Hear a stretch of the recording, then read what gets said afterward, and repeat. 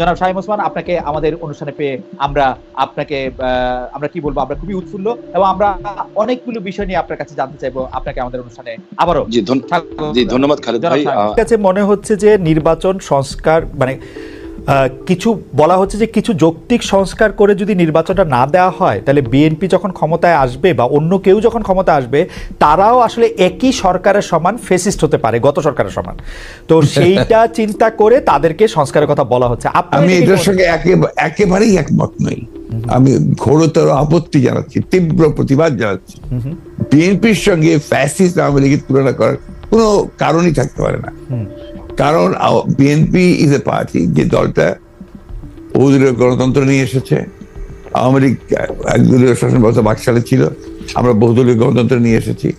আমরা সংসদীয় গণতন্ত্র নিয়ে এসেছি, ম্যাডাম জিয়া নিয়ে এসেছেন। আমরা তত্ত্বাবধায়ক সরকার বিধান পাশ করেছি পার্লামেন্টে, এবং আমাদের কাছে ফ্যাসিস্ট আবার এখন পর্যন্ত তো প্রশ্নই উঠতে পারে না। আমাদের যে পার্টির স্ট্রাকচার, আমরা যে কাজ করেছি, সেগুলো সমস্ত গণতন্ত্রের পক্ষে গেছে। এবং 14 বছর লড়াই করেছি তো ফ্যাসিস্ট হওয়ার জন্য নয়, গণতন্ত্রকে প্রতিষ্ঠা করবার জন্য।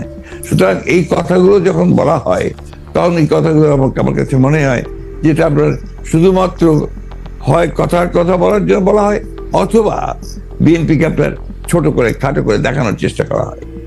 কিন্তু এইখানে তো পাশাপাশি আরো দুটো সত্য আছে। একটা সত্য হচ্ছে যে বিএনপিও তো আসলে ক্ষমতায় ভারসাম্যের কথা বলছে, এবং সেই ক্ষমতায় ভারসাম্যের কথা বলতে গিয়ে এই প্রধানমন্ত্রী, উপপ্রধানমন্ত্রী, রাষ্ট্রপতি, উপরাষ্ট্রপতি জাতীয় সংস্কারের কথা বলছে। এই বিষয়টি যেমন আছে, এবং বিএনপিও রাষ্ট্র ক্ষমতায় ছিল, তখনও বিএনপিতে আসলে ক্ষমতার ভারসাম্য আছে কিনা সেটা নিয়ে প্রশ্ন উঠেছে। আবার আপনি যদি আমাকে অনুমতি দেন, আমি বলবো যে বিএনপির একজন খুব গুরুত্বপূর্ণ শীর্ষস্থানীয় নেতা জনাব মওদুদ আহমেদ, আমি তাকে কোট করছি, তিনি লিখেছিলেন, আমরা ক্ষমতায় গেলে বিএনপি সাফল্য হবে আরও কম, কারণ দলটি শাসন কৌশলে কোনো উন্নতি হয়নি, দলটিতে নেই কোনো আত্মোপলব্ধি এবং আত্মসংশোধন শব্দ দুটির অস্তিত্ব। অর্থাৎ এরকম কথা কিন্তু আছে। মওদুদ আহমেদের কথাই যে আপনার চূড়ান্ত কথা তা তো নয়। জি, মওদুদ আহমেদ তার দৃষ্টিকোণ থেকে তিনি ওই কথাগুলো বলেছেন। আমি তো মনে করি যে কথাগুলো সঠিক নয়। বিএনপি একটা পার্টি, যে পার্টিটা আপনাকে গণতন্ত্রকে রিইন্ট্রোডিউস করেছে, মাল্টি পার্টি সিস্টেম ইন্ট্রোডিউস করেছে, আগে আমি বললাম, আর রিপিট করতে চাই না। তো বিএনপিকে ওই দলের সঙ্গে বা ফেডারেশনের সঙ্গে তুলনা করাটাকে আমি মনে করি একটা সঠিক তো নয়। আমি মনে করি এটা একটা উদ্দেশ্য প্রণোদিত। শামীম ভাই, গত কয়েকদিন ধরে যেটা হয়েছে যে আমাদের প্রধান সংবাদে পরিণত হয়েছে ধর্ষণ এবং এই সংক্রান্ত সহিংসতা। আপনি বক্তৃতায় বলেন, আপনার চেয়ে বড় মাস্তান আর নাই, অন্য দলকে সামলাতে পুলিশ বা অন্য বাহিনীর দরকার নাই আপনার। আপনি তো একা নন, নিশ্চয়ই বাংলাদেশের সবগুলি জায়গায় আপনার মতো এরকম, আমি যদি মাস্তান শব্দটি ব্যবহার নাও করি, এরকম রয়েছে। তারপরও এই ধর্ষণ এবং এই সংক্রান্ত সহিংসতা কেন হচ্ছে? আমি না থাকলে দেশে কিচ্ছু হবে না, কিচ্ছু হবে না খালেদ ভাই। হয়তো আপনার কাছে এক সময় মনে হবে, আরে শামীম ভাইয়ের সাথে কথা বলছিলাম, লোকটা ভালো ছিল কিংবা খারাপ ছিল, একটা কমেন্টস করবেন। বাট ফর দিস কান্ট্রি আমার মনে হয় যে আমরা শেখ হাসিনাকে দরকার, এবং দরকার আমাদের আগামী প্রজন্মের জন্য, আপনার আমার সন্তানের জন্য। বঙ্গবন্ধুকে হারিয়ে আমরা অনেক পিছিয়ে গেছি, এখন ওনাকে দরকার। আমি বলতে চাচ্ছি যে একজন সাধারণ মানুষ হিসাবে, একজন কন্যার বাবা হিসাবে, একজন মায়ের সন্তান হিসাবে, একজন স্ত্রীর স্বামী হিসাবে, একজন বোনের ভাই হিসাবে, এবং আমি মনে করি আমি আর আপনার অনুভূতির মধ্যে এখানে কোনো পার্থক্য নাই, যারা আমরা মনুষ্যত্ব নিয়ে চলি। আপনি আপনার জায়গা থেকে মনুষ্যত্ব নিয়ে আজকে এই ব্যাপারে লড়াই করছেন, কথা বলছেন। আমি আমার জায়গা থেকে মনুষ্যত্ব নিয়ে এই জায়গায় লড়াই করছি। আর সেই মনুষ্যত্ব থেকে একজন পুরুষ হিসাবে আমি প্রথমেই ক্ষমা চেয়ে নিচ্ছি সারা পৃথিবীতে, এবং বিশেষ করে বাংলাদেশে যারা ধর্ষিত হয়েছেন এই পুরুষ সমাজ দ্বারা এবং নিগৃহীত হয়েছেন। আমি সেই সকল মানুষের কাছে, পুরুষ সমাজের হয়ে আমি তাদের কাছে বিনীতভাবে ক্ষমা চেয়ে নিচ্ছি। এই যে যাদের উপরে ঘটছে, তাদের যে আত্মচিৎকার, তাদের যে মানে মনের ভিতরে ক্ষোভ, তাদের যে সম্ভ্রমহানি, যে কতটুকু নির্দয়ভাবে তাদেরকে ধর্ষিত হতে হয়, যার কারণে অধিকাংশ ধর্ষিতাই কিন্তু শেষ পর্যন্ত নিজের জীবনটাকেই ছেড়ে দিতে হয়। এবং অনেকেই শুধু ধর্ষিত তো দূরের কথা, ইভটিজিং এর কারণেও কিন্তু পৃথিবীতে বহু মানুষকে, এবং বাংলাদেশেও আমরা দেখেছি অনেকে কিন্তু আত্মহত্যার পথও বেছে নিতে হয়। আচ্ছা, আরেকটি ব্যাপার, সেটি হচ্ছে আমার আগেকার প্রশ্নের সাথে সম্পর্কিত, যে গণ অভ্যুত্থানের মুখে শেখ হাসিনার দেশ ছেড়ে পলায়ন, আওয়ামী লীগের নিষ্ক্রিয়তা, এক ধরনের মানে আওয়ামী লীগ দেশের রাজনৈতিক প্রেক্ষাপট থেকে বাদ হয়ে গেছে, কেউ কেউ আমাদের মিডিয়ার ভাষায় কেউ কেউ বলছেন যে একটা -1 হয়ে গেছে। অন্তর্বর্তী সরকারকে নিয়ে কোনো -2 সংখ্যা কি আছে? কেন এই প্রশ্নটি উঠছে সেটিও আমি বলি, যেটা কিছুটা আপনি আগেই প্রশ্ন করেছেন যে আওয়ামী লীগ আমলে কিন্তু আমরা দেখেছিলাম যে বেগম খালেদা জিয়ার চিকিৎসার জন্য বারবার বলা হচ্ছিল, কিন্তু 3.5 মাস পরেও বেগম জিয়া এখনও দেশে আছেন, তারেক রহমান সাহেব এখনও দেশে ফিরেন নাই। তো এইটার ক্ষেত্রে কি -2 কোনো আশঙ্কা আপনাদের মধ্যে রয়েছে কিনা অন্তর্বর্তী সরকারকে নিয়ে? এই -2 তো এসেছিল আপনার 111-এ, এখন আপনার এই -2 কোনো সমস্যা নেই। কারণ হচ্ছে যে আমরা আগেই বলেছি, আমি গতকাল একটা ইন্টারভিউতে বলেছি যে বিএনপিকে এখন আর কেউ মাইনাস করতে পারবে না, এগুলো এক। 2 নম্বর হচ্ছে আওয়ামী লীগ যদি নিজেরা মাইনাস হয়ে গিয়ে থাকে তো সেটা তো আওয়ামী লীগ হয়েছে, কারণ সে দেশেই নাই, তার নেত্রী পালিয়ে গেছে। সুতরাং আপনার এই জায়গাতে তো তারা নিজেরাই চলে গেছে। এখানে একটা জিনিস আমাদের সবসময় মনে রাখতে হবে যে রাজনৈতিক দলটি পলিটিক্যালি ব্যাংক্রাফট হয়ে যায়। আওয়ামী লীগ এখন আসলে পলিটিক্যালি ব্যাংক্রাফট একটা রাজনৈতিক দল। আমি আগে থেকে বলছিলাম কথাটা আর কি। তার কোনো রাজনীতি নেই, সে ক্ষমতাকে এমন ভাবে ব্যবহার করেছে তাদের ব্যক্তিগত স্বার্থে, দলীয় স্বার্থে না, প্রত্যেকের ব্যক্তিগত স্বার্থে। They have minted money like anything.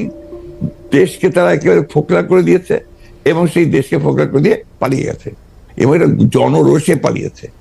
নর্থদের যে কোনো মিলিটারি কু বা কিছু হয়েছে, পিপলস রেট, জনরোষ, সেই রোষে তাকে পালিয়ে জীবন বাঁচাতে পালিয়ে যেতে বাধ্য হয়েছে। এই বিষয়গুলো আমাদের মাথায় রাখতে হবে।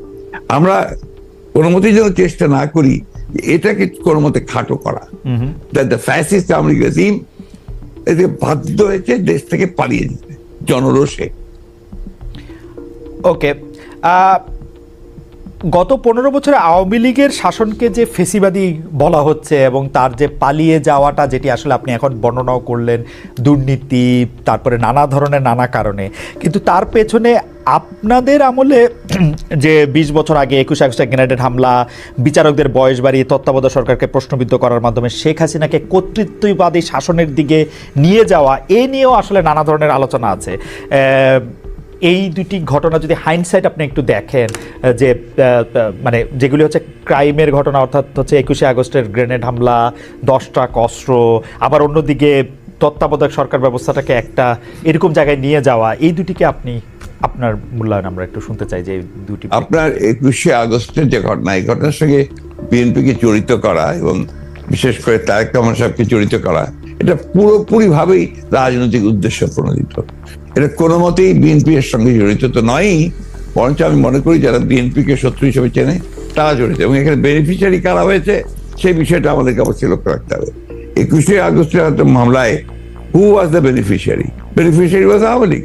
কারণ বিএনপি ক্ষমতায় থেকে সে এমন কোনো ঘটনা ঘটাবে কেন যে ঘটনাটা তার বিপক্ষে যাবে? এটা গেল 1 নম্বর। আর আপনি যে প্রসিডিংস গুলো দেখেন সমস্ত, আপনি তো একসময় বিচার বিভাগের মানুষ ছিলেন, দেখবেন যে তারেক সাহেবকে এখানে জড়িত করা হয়েছে 4টা আপনার আইও চেঞ্জ করার পরে। সর্বশেষ যে আইও নিয়ে আসা হয়েছে সে হচ্ছে আওয়ামী লীগ দলীয় ভুক্ত কাহার এখন যে আপনার নিজে থেকেই তাদের নির্দেশে সে এই চার্জশিটটা করেছে, যেটা কোনো সম্পর্ক নেই। অন্যদিকে যে আপনার মূল আসামি ছিল, ভদ্রলোকের নাম আমি বলে যাচ্ছি, মৌলানা মুফতি মোহাম্মদ, তিনি তাকে দিয়ে 164 দিন তাকে টর্চার করে তাকে দিয়ে একটা আপনার স্টেটমেন্ট করিয়ে নিয়েছিল। পরে দেখা গেছে যে উনি নিজেই সেটাকে আবার ভোগ করেছেন, বলেছেন যে এটা আমার কাছে আমাকে টর্চার করে নেওয়া হয়েছে। এবং দেখেন কিভাবে কি মারাত্মক ঘটনা, কোথায় চলে গিয়েছিল সবকিছু। এবং he was hang before the trial was complete. তো যে প্রধান আসামি তাকে আপনি আগেই অন্য একটা মামলাতে জুড়িয়ে দিলেন যাতে আসল সত্যটা বেরিয়ে নিয়ে আসে। তো এই কথাগুলো কিন্তু কেউ আপনার ইনভেস্টিগেটিভ জার্নালিজম করে না, যার ফলে এই বিষয়গুলো আসে। আপনারা পলিটিক্যালি জিনিসটাকে নিয়ে চেষ্টা করেন, ওটা দিলে why did you try to go deep into it? আমি বলি, শেষ করি প্লিজ। জি প্লিজ ইনভেস্টিগেটিভ জার্নালিজমটা সিরিয়াসলি করেন এবং এটাকে ফাইন্ড আউট করেন যেটা আসলে ব্যাপারটা কি ছিল। সেটা করছেন না, করছেন যে বিএনপি কিন্তু সব করার জন্য করছেন। এটাকে আমি মনে করি এটা এক ধরনের রাজনৈতিক উদ্দেশ্য প্রণোদিত। ওকে।